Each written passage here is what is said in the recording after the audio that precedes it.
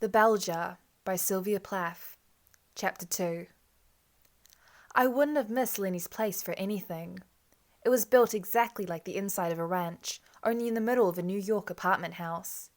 He had had a few partitions knocked down to make the place broaden out, he said, and then had them pine-panelled the walls and fit up a special pine-panelled bar in the shape of a horseshoe. I think the floor was pine-panelled too. Great white bearskins lay about underfoot, and the only furniture was a lot of low beds covered with Indian rugs.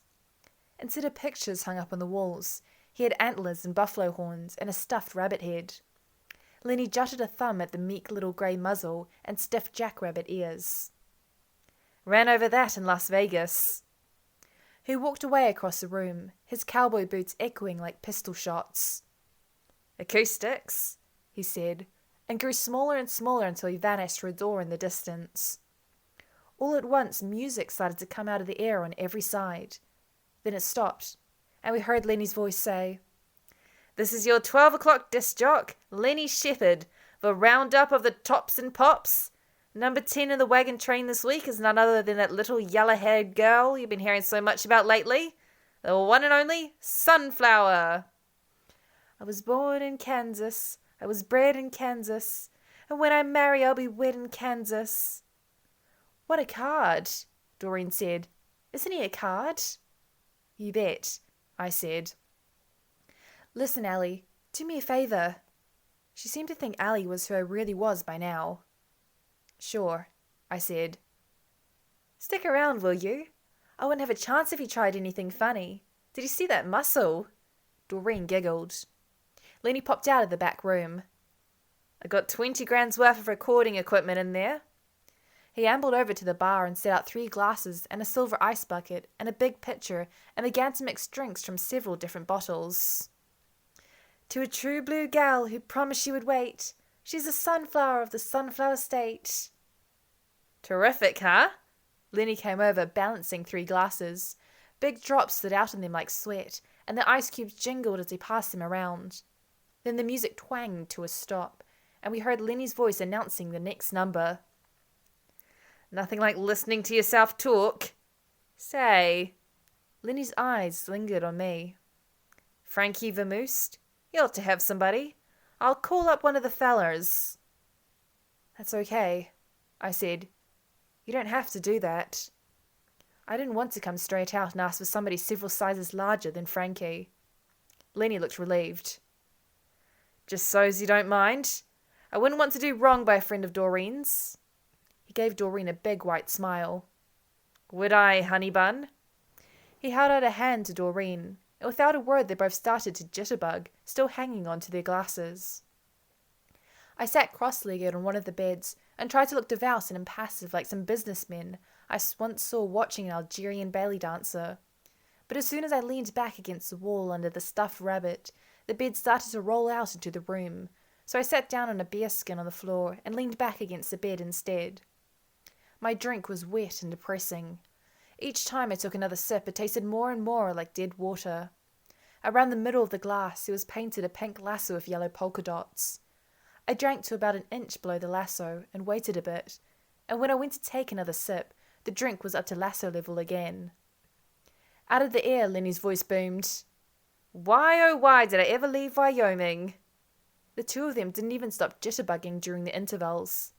I found myself shrinking to a small black dot against all those red and white rugs and that pine paneling. I felt like a hole in the ground. There is something demoralizing about watching 2 people get more and more crazy about each other, especially when you are the only extra person in the room. It's like watching Paris from an express caboose heading in the opposite direction. Every second the city gets smaller and smaller. Only you feel it's really you getting smaller and smaller and lonelier, rushing away from all those lights and that excitement at about 1,000,000 miles an hour. Every so often, Lenny and Doreen would bang into each other and kiss, and then swing to take a long drink and close in on each other again. I thought I might just lie down in the bearskin and go to sleep until Doreen felt ready to go back to the hotel. Then Lenny gave a terrible roar. I sat up. Doreen was hanging onto Lenny's left earlobe with her teeth. "Let go, you bitch!" Lenny stooped, and Doreen went flying up onto his shoulder, and her glass sailed out of her hand in a long, wide arc and fetched up against the pine paneling with a silly tinkle. Lenny was still roaring and whirling round so fast I couldn't see Doreen's face. I noted, in the routine way you notice the colour of somebody's eyes, that Doreen's breasts had popped out of her dress and was swinging out slightly like full brown melons as she circled belly down on Lenny's shoulder, thrashing her legs in the air and screeching, and then they both started to laugh and slow up, and Lenny was trying to bite Doreen's hip through her skirt when I let myself out the door before anything more could happen. I managed to get downstairs by leaning with both hands on the banister and half sliding the whole way. I didn't realize Lenny's place had been air-conditioned until I wavered out into the pavement. The tropical, stale heat the sidewalks had been sucking up all day hit me in the face like a last insult. I didn't know where in the world I was. For a minute, I entertained the idea of taking a cab to the party after all, but decided against it because the dance might be over by now, and I didn't feel like ending up in an empty barn of ballrooms strewn with confetti and cigarette butts and crumpled cocktail napkins. I walked carefully to the nearest street corner, brushing the wall of the buildings on my left with the tip of one finger to steady myself. I looked at the street sign. Then I took my New York street map out of my pocketbook. I was exactly 43 blocks by 5 blocks away from the hotel. Walking has never fazed me. I just set out in the right direction, counting the blocks under my breath, and when I walked into the lobby of the hotel I was perfectly sober, and my feet only slightly swollen, but that was my own fault because I hadn't bothered to wear any stockings. The lobby was empty except for a night clerk dozing in his lit booth among the key rings and the silent telephones. I slid into the self-service elevator and pushed the button for my floor. The doors folded shut like a noiseless accordion. Then my ears went funny, and I noticed a big, smudgy-eyed Chinese woman staring idiotically into my face. It was only me, of course. I was appalled to see how wrinkled and used up I looked. There wasn't a soul in the hall. I let myself into my room. It was full of smoke. At first I thought the smoke had materialized out of thin air as a sort of judgment, but then I remembered it was Doreen's smoke and pushed the button that opened the window vent. They had the windows fixed so you couldn't really open them and lean out, and for some reason this made me furious. By standing at the left side of the window and laying my cheek to the woodwork, I could see downtown to where the UN balanced itself in the dark, like a weird green Martian honeycomb. I could see the moving red and white lights along the drive, and the lights of the bridges whose names I didn't know. The silence depressed me. It wasn't the silence of silence. It was my own silence. I knew perfectly well the cars were making noise, and the people in them and behind the lit windows of the buildings were making a noise, and the river was making a noise, but I couldn't hear a thing. The city hung in my window, flat as a poster, glittering and blinking. But it might just well not have been there at all, for all the good it did me. The china-white bedside telephone could have connected me up with things, but there it sat, dumb as a deaf's head.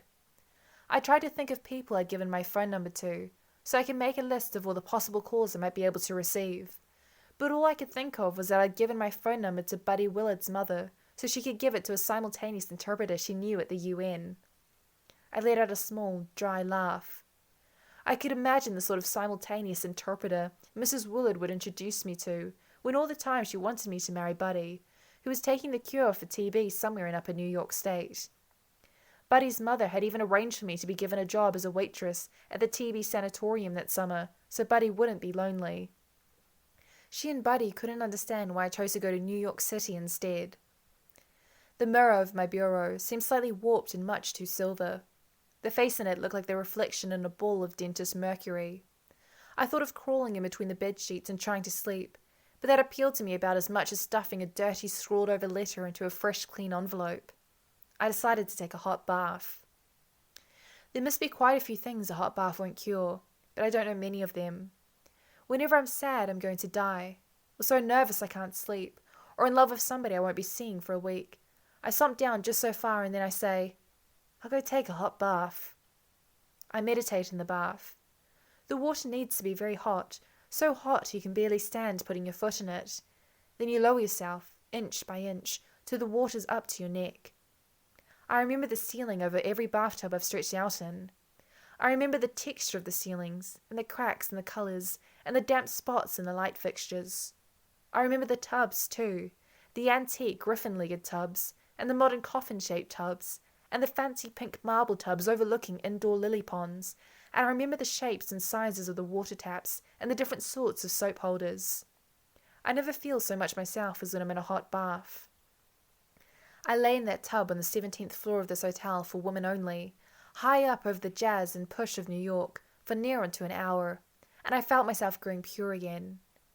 I don't believe in baptism or the waters of Jordan or anything like that, but I guess I feel about a hot bath the way those religious people feel about holy water. I said to myself, Doreen is dissolving, Lenny Shepherd is dissolving, Frankie is dissolving, New York is dissolving, they're all dissolving away and none of them matter anymore. I don't know them, I have never known them, and I am very pure. All that liquor and those sticky kisses I saw, and the dirt that settled on my skin on the way back is turning into something pure. The longer I lay there in the clear hot water, the purer I felt, and when I stepped out at last and wrapped myself in one of those big, soft white hotel bath towels, I felt pure and sweet as a new baby. I don't know how long I'd been asleep when I heard the knocking. I didn't pay any attention at first, because the person knocking kept saying, Ellie, Ellie, Ellie, let me in. And I didn't know any Ellie. Then another kind of knock sounded over the first dull, bumping, knock-a-sharp tap-tap, and another, much crisper voice said, Miss Greenwood, your friend wants you.